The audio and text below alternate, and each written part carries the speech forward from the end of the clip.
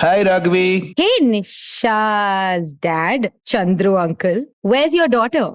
I think she is preparing a special surprise episode for you. Is she or is she just watching Riverdale again, uncle? Hey!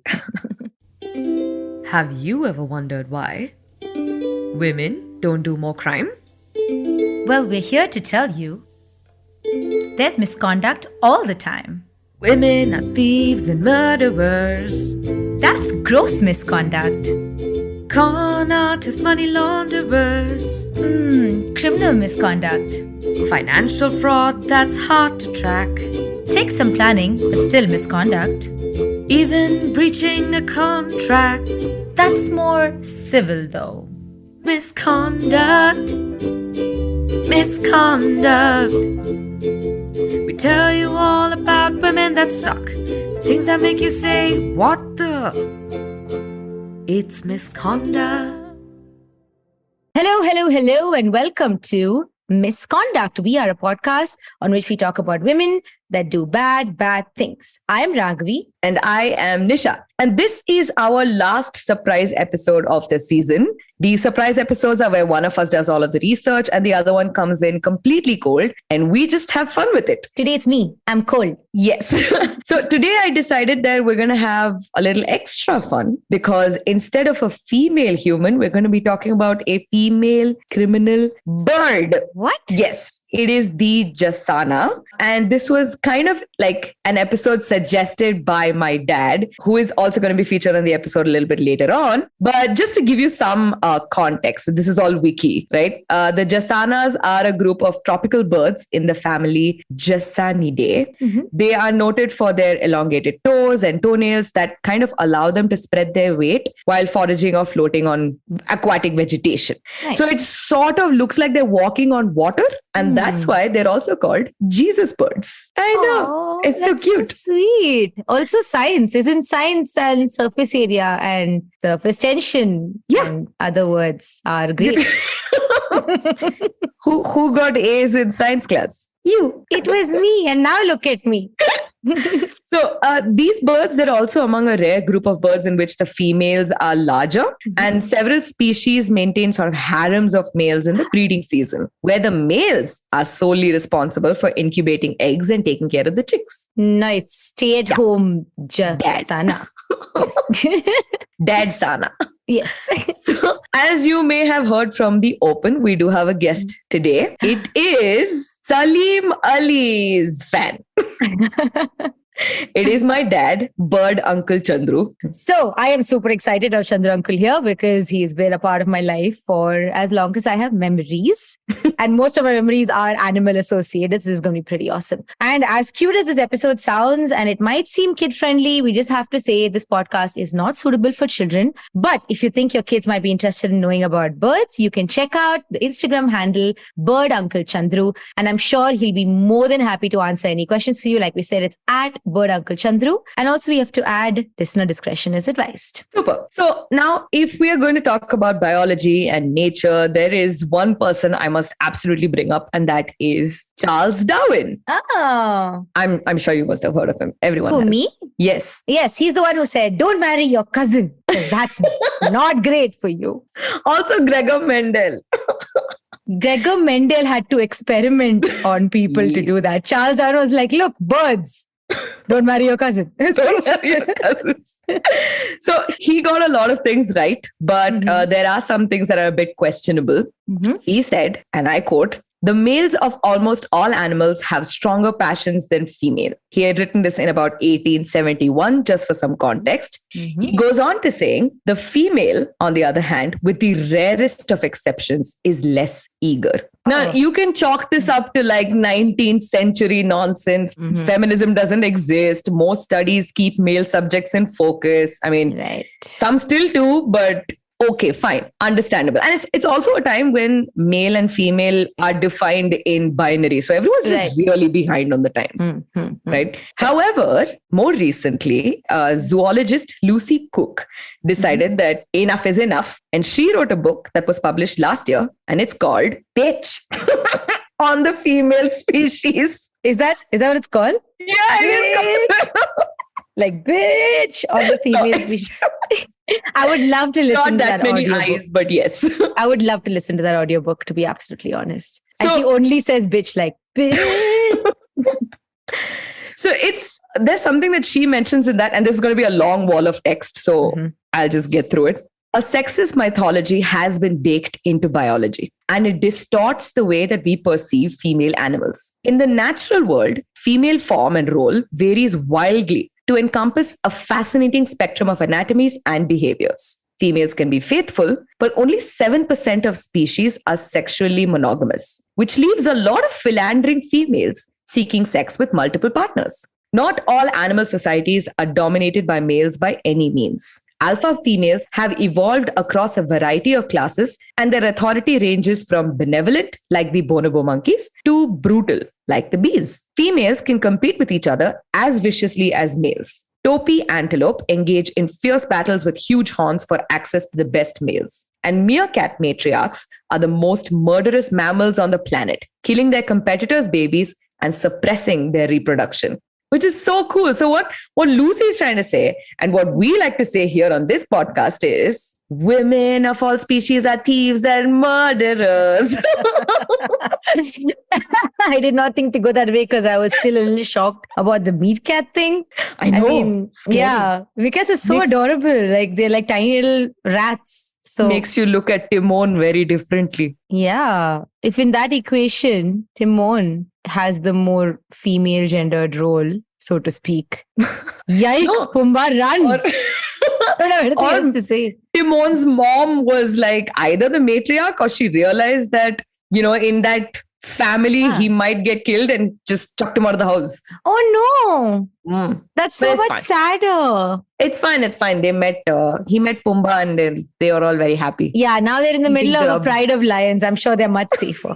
Very safe. Mm. So I know we usually start off with some background information and context setting and all of that. But here's the thing. I am no good at this. However, my dad has always been fascinated by nature and animals, and Ragavi is definitely aware of all this. Yes, and I'm sure Uncle remembers this as well because honestly, the first time I really got into looking at animals outside of like a zoo was when you were all, I mean, we'd frequently go to the beach when you were in Dubai, and Uncle would be like, look, it's a hermit crab. And then suddenly we've caught like 20 hermit crabs and we're just like looking at them and being all cute about it. And then we let them go. I mean, it's not like we do anything with them. It's just nice to observe them. But yeah, that was probably the first time I saw Uncle get genuinely excited about animals. And I saw him push me out of the way to go to my brother and say, did you see that? Isn't that cool? And I was like, okay, cool. I guess I'll hang out with Nisha in the background. We have some allegations. So I thought naturally the best person to lead this section would be budding ornithologist, bird Uncle Chandru. Hi, Appa. Hi, Chinnu. Hi, Ragavi. Once again. Yeah. So, before we get to the birds, I want to ask a few questions. Okay. So, Appa, what interested you about birds? Well, I've always been a nature lover, especially animals. I owe it to my late father. Zoology is my favorite subject. Last 2 years of my professional life, I spent in Kerala, where I had the opportunity to watch a whole variety of birds in my backyard. Then my younger brother, Sriram, the youngest actually, gave me a pair of binoculars, and that brought me closer to the birds, and birding became a passion then on. I'm more interested in the natural history of birds, not just adding more and more life for birds to my list.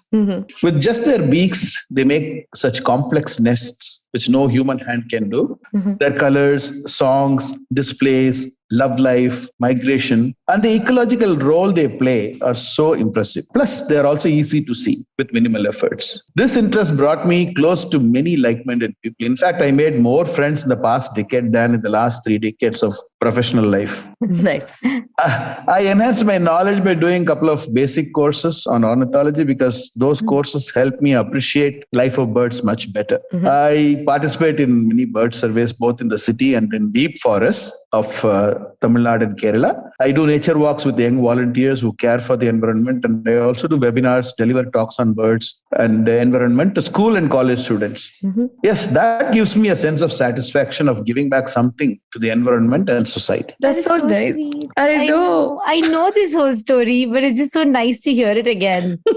Like, Also, so sweet. clearly making him a credible source on this information, like not us just looking up Wikipedia and be like, yeah, okay.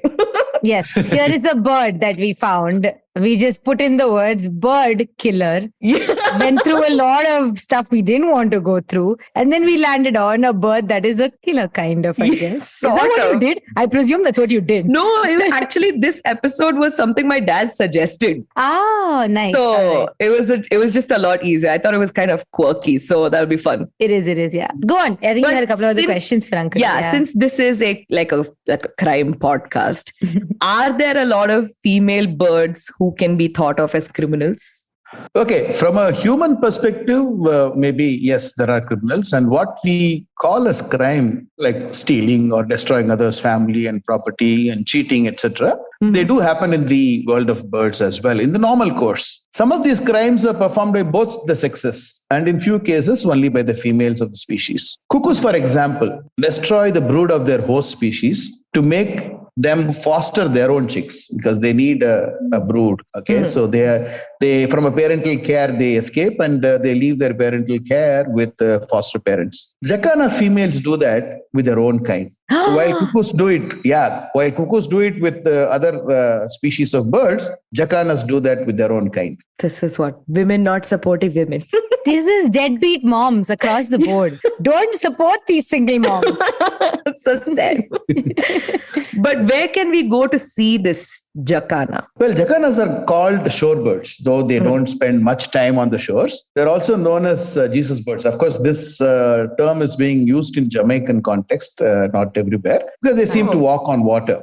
They actually walk on floating vegetation like water hyacinths, which normally clog the waterways, and lily and lotus leaves. They are also known as lily trotters because they walk on lily leaves. They can be easily seen in any water body with floating vegetation. I conduct nature walks in wetlands and I'll be happy to help others discover them. I'm on Instagram and people can reach out to my Instagram handle, Bird Uncle Chandru. But I'm still a learner. I'm not an expert in my own self-assessment. So it is a learning that keeps me going. That's like so that. sweet. Yeah, I like that they're called lily trotters. Like, Oh my God. I have the best joke. What is it? What was Harry the Jacana's mom's name? Lily Trotter. That was a good one. Thanks for laughing, Appa. I didn't expect that. I usually never encourage this nonsense. So we're going to take a break while Nisha and Chandru uncle can think about how related they are. Oh my God. I'm still laughing. Oh.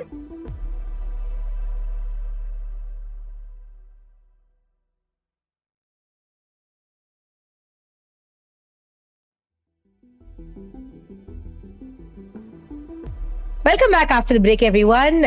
We essentially took what was a 20-minute break because Nisha and Chandru uncle just kept thinking about that joke in succession and just constantly laughing in waves. I am hilarious. So I've been having a great time. Actually, I haven't been having a great time, so it's all right.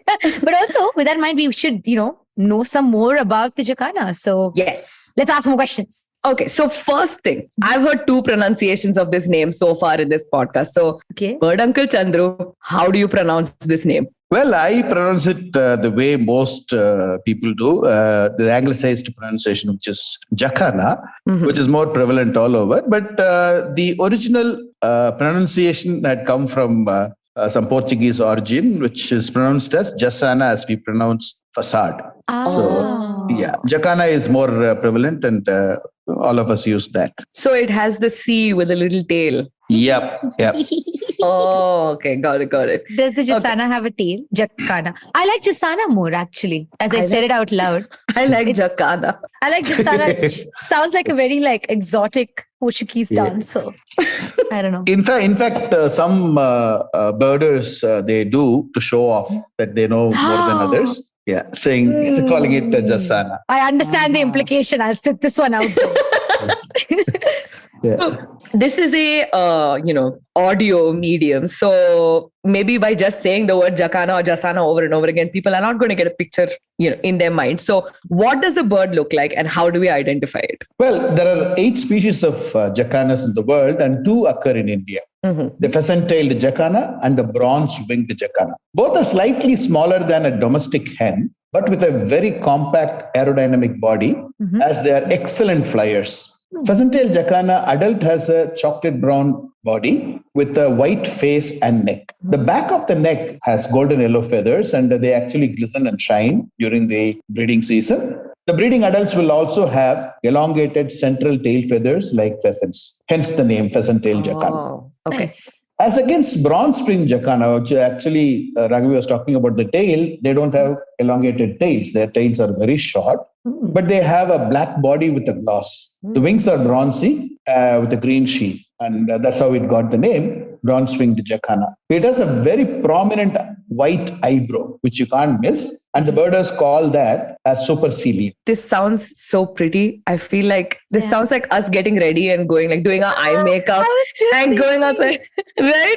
Just like white liner and like when he said the wings are bronze with like a golden green sheen, I was just like, wow, that is a cut crease. Yeah, exactly. That Nisha would do with her eyes, and then she'd put on like giant lashes. I would be a bronze wing jacana because you would be your peasant-tailed one because you wear lashes. Yeah, and I got LASIK, so lashes are not in my near future.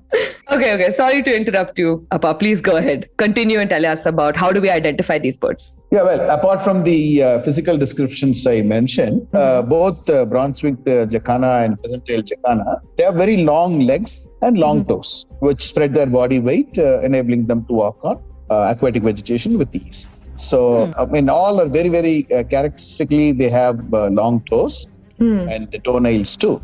They both forage on aquatic insects, worms, snails, and anything moving that they can get into their mouth. Nice. Though the sexes look alike in both the species, the females are slightly larger and are very, very dominant. There is a role reversal here. The females are polyandrous. That means they mate with many males. They keep a harem of males and defend their breeding territory. The female mates, lays eggs, and proceed to the next mate. It is a male which takes care of the complete parental duties of incubation, raising the chicks, and protecting them. The chicks are precocial. Precocial means what? Precocial means the chicks that can take care of themselves from the time they hatch in varying degrees. Like, for example, you see domestic chicken or ducks, for example. The moment they hatch, they can follow the parents immediately. Okay. As in the extreme situation, we have those megapods where the chicks can actually fly once they are out of the eggs. Whoa. There's a huge range of precocial behavior. Anyway, Jasana, sorry, I got influenced by the pronunciation. Okay. Jacana chicks are precocial and they move along with dad immediately upon hatching. Dads carry chicks tucked in their wings when the chicks can't cross the space between two floating leaves. So that also gives them warmth also, because usually these chicks are born with downies only, which don't offer much of warmth. So this kind of tucking inside the wings help them to gain some warmth also, and it protects from predators as well. The females are also known to intrude into the harem of neighboring females, destroy the eggs incubated by their mates, and that happens. And then mate with the male, relieved of parental duties. What? Lay eggs. Yeah. So the male is now free, and there will be a kind of a mating ritual that will happen, and then they will mate, and the female will lay eggs and leave them under the male's care. And from there on, it is the male's responsibility. Yeah. This is some sowing your wild oats nonsense. Alternatively, it could be, who's that guy who recently announced that he had 10 children? Nick Cannon. Yep. Oh my God. Yep. Horrid. It's disgusting. But so wait, what if a Jacana dad already has a set of chicks or like eggs that he's taking care of? So will the female come and like destroy those? Yes, the female will actually destroy those eggs. So that is when the male will be relieved of the duties and the male will be ready to mate. It is something similar. God. Yeah. You see in the lion's pride, when a takeover happens, what the new male does is first destroy all the babies which are suckling. The moment all the cubs are destroyed, the females will come to heat and she will be ready to mate. It is something like that. So does Also, that mean if you watch Game of Thrones, humans do that too. Yeah. But now I'm thinking, when Scar took over Pride Rock, Oh. no, the poor cubs. Did Nala only make it because she was a girl and therefore available for extending the progeny But she escaped. later? Can you feel the you tonight?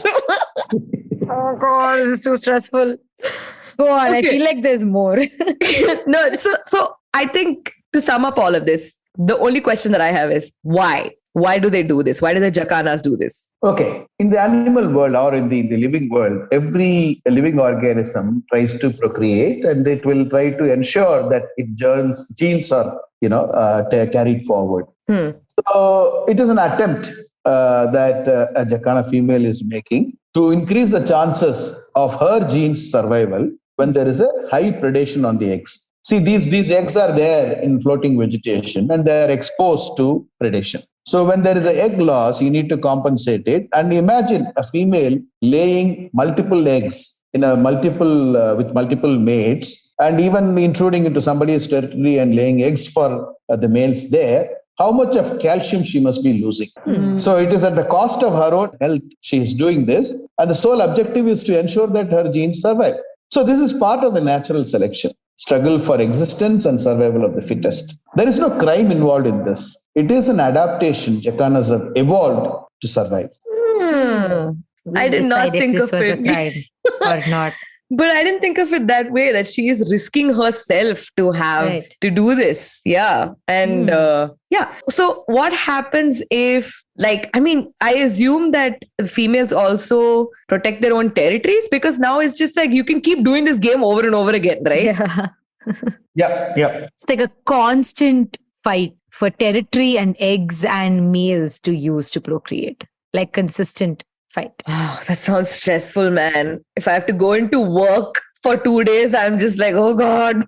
I know. Dude, you know what this actually reminds me of? This is a little interesting because I don't know why the Jacana bird reminded me of Queen Victoria, weirdly, but in a sad way, because Queen Victoria, to make sure that her line sort of eventually takes over all of Europe, she married all of her kids off to various princes and princesses across Europe, right? Spain, Portugal, all of Prussia, the Austrians, even freaking Russia, right? And came to a point where the Tsar of Russia, the last Tsar of Russia, was literally the cousin of the last, what are the kings of England. But the sad part was, because she had the hemophilia gene, which didn't express in women, but it carried it, all her male descendants eventually pretty much all died. Yeah. Many of them while she was still alive. While it's not the Jacana situation, she basically just did that. She just laid eggs all over Europe just to be like, here, please survive. And none of them did, unfortunately. Oh no, how sad. Yeah. That's cool. That's a cool juxtaposition.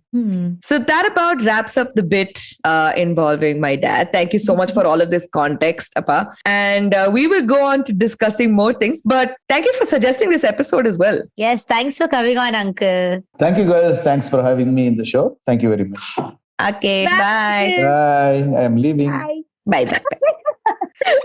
So cute.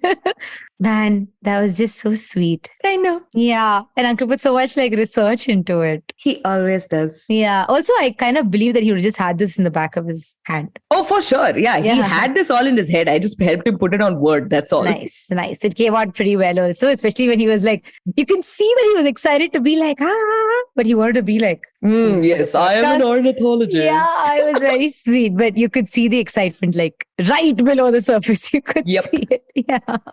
Just as a Jacana would feel. Right below the surface, that's exactly where a Jacana finds the food. Ah, cute. Cute indeed. I know that we spoke about all of this, in a sort of sense of, is she a criminal, but keeping human crimes in mind. And of course, this will be a very, very different episode if the Jacana was human. But I actually wanted to know, what are your thoughts on this whole survival of the fittest ideology? So as an yes, go on. Sorry, no. That's essentially where this is coming from, right? I think when it comes, obviously, survival of the fittest as a concept does not apply to human society or modern human society at the very least. It exists in a very twisted way, except we live in a civilization, so it's not part of what we do. Crime is still a crime. If you kill your neighbor's children and then force her husband to impregnate you for more children. It sounds bad as I say it out loud, right? For humans. But as a concept for just literally how the world has worked, how the earth has just existed for billions of years, even before us. Yes, it is the singular reason why we see the animals and plants that we see today. And honestly, it's not a crime. It's just what happens, And it's for really dumb reasons, right? It could just be like, wow, I don't have that one extra coat of hair that lets me stand, this particular polar vortex, or it's that one extra set of hair I do have and now I'm boiling in the tropical weather. Like, it's something so small and specific. Or it could be just like, this parasite likes the taste of my blood, but not that other one. And then I'm dead. It's so specific and you can't really calculate it. So animals that manage to survive pulling off whatever nonsense they could, I respect that hustle. I knew you would say that because your favorite movie is Jurassic Park. Yeah, that's true. Where all of the Jurassic Park's, like attractions, dinosaurs said, peace out. We don't want to be on this planet anymore. And then humans were like, okay, we'll bring some more back. And then they all died. But that's... That's how nature works. Yeah, that's what happens. But yeah, so I completely get it. It doesn't make sense for society. Although, again, like you said, modern society, not what we have built now, because we're standing because of survival of the fittest. That's true. I agree. As in, even for humans, I agree. Yeah. So there's another thing now that I wanted to talk about, and that's human intervention with being part of nature. Like, I know we see a bunch of like nature documentaries where they're literally just taking videos of lions tearing apart a wildebeest baby or something, and they all just have to stand there. Or they see like an abandoned lion cub and they just have to be like, no, we cannot take you home. Just slowly die of dehydration. I'm so sorry. Yeah. But what are your thoughts on human intervention? Actually, I have to take you back to Jurassic Park. Of course you do. Yeah, because there is this is more prevalent in the second movie and book, The Lost World, where they talk about how humans want to just observe nature, but that's not a possibility. Because by inserting yourself into that ecosystem, you are now a part of it. Even if you think you're just observing it, So it's not as simple as just saying, I will now intervene specifically to save something or address this ecological issue. No, like just the mere observation of it, we've already ruined a large part of that ecosystem because you were never supposed to even be there. You know what I mean? So what you're saying is being there is a crime. Yes. Basically. Yay. Brought it back to true crime. Yeah, I got really carried away with the whole thing. But dude, that's the thing about nature, right? We as humans have put things in place like this is wrong and this is okay. And if you did a bad thing, but it was kind of passion, the punishment will be less. But if you thought about it before and you did it regardless, then life imprisonment, it's kind of weird. Like we've set these goals and we've decided this is the parameter and everybody has to just agree with it now. That's what crime is. Technically, a Jacana mama would be facing capital punishment for killing children, for premeditated murder. Well, however, I think it takes us back to the abortion argument because were they really viable as children? Florida and Texas would say no. Yeah. I think that's a debate that will make this episode way too long. Yeah, that's true. So that's true. I'm going to wrap up here. So human intervention, like we were initially talking about, is something that I've always been conflicted about. Like on one hand, yes, we have ruined the planet because we want progress. But with the same progress, we can do more research and build a better world and, protect the animals that we may have destroyed on our path here. So yeah, it's like we don't do it, but we could. We should. Okay.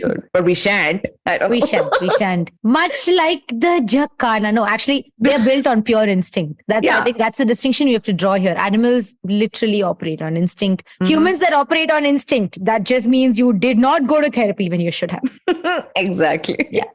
So more recently, in 2022, there were water levels were dropping in like the northern and southern extremities of Perambakam wetlands. So these are hotspots for jacanas in Tamil Nadu. But they love these water levels because that makes it perfect eating ground for them. Like if it's too deep, they can't walk on water. It has to be semi-aquatic, right? With a lot of water hyacinths and things like that. So which was really cool. So a lot of birders noticed a huge uptick in their numbers. And that was like, oh my God, there used to be only like 100. Now there's like 300 of them. However, we don't know what that does to the ecology. Yeah. I was just going to ask, what if all the fish die out sooner than necessary? Exactly. Yeah. So as Thanos once said, what? Everything must be perfectly balanced, as all things should be. Cool. We will end this episode with a quote from a well-known mass murderer. Not even a woman, Nisha. Oh, that's true. Yeah, shameless. Why don't you quote one of the various female killers that we know? There's not too many of them that the media has covered. How about? Oh, nice. Yeah. Well done. Although there are some that we have covered. Yes. You can, please go listen to us. We are on the IBM Podcast Network and literally anywhere else. Just spell the name of the podcast right and you will find us. Yes. And you can leave us reviews on Apple Podcasts. On YouTube, you can leave us comments. You can give us 5 stars on Spotify, only 5. Otherwise, I'm sending a jacana to your house. To kill their children? Sure. Okay, sorry. We are also on Instagram at the handle at misconductpod. Sorry, that took me forever. The handle at misconductpod. Please hit us up there and let us know who you would like us to cover. Also, if you want Ragavi to do another version of Wagatha Christie. Oh yeah, that was fun. Is it? Because I was ready to do another one. Should I do it? Yeah, you should. I think that was hilarious. Okay, let me do that. Thanks. I want Wagatha 2 Electric Boogaloo.